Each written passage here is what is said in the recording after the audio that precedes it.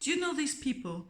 You invite them for dinner, you spend all afternoon preparing the food, making sure it's just right, and then they come and before even tasting it, they pour salt all over their plate.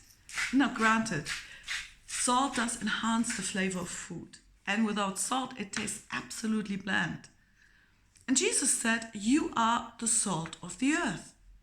And in the Old Testament, God asked his people to bring salt along with the offering. So I thought, hey, reason enough to have a look at the meaning of salt.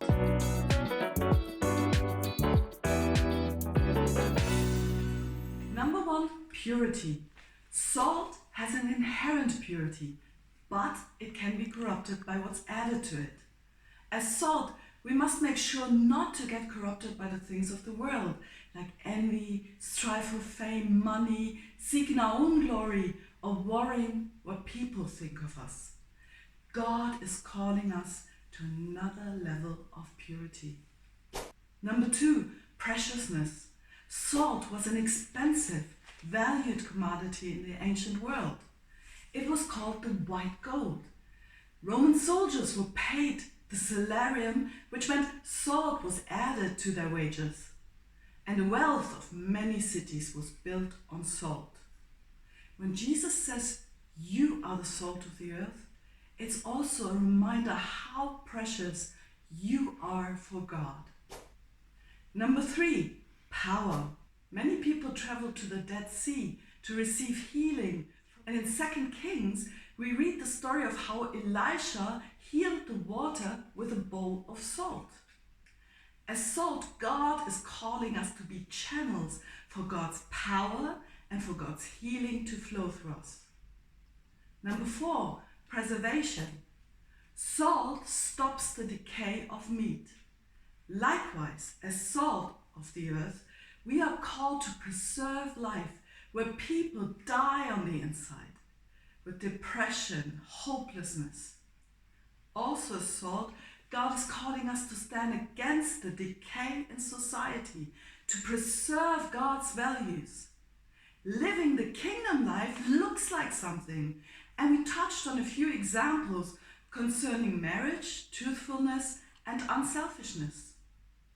Salt was also or is used for peeling. That's also a way of getting rid of dead stuff. As salt of the earth, we bind the works of the evil one who always comes to steal, kill, and destroy. Number five, pledge or promise, covenant. Back in the days, two parties would seal a contract by eating salt together in the presence of witnesses. King Abijah's speech mentions just such a salt covenant. God is committed to you, and he even went a step further.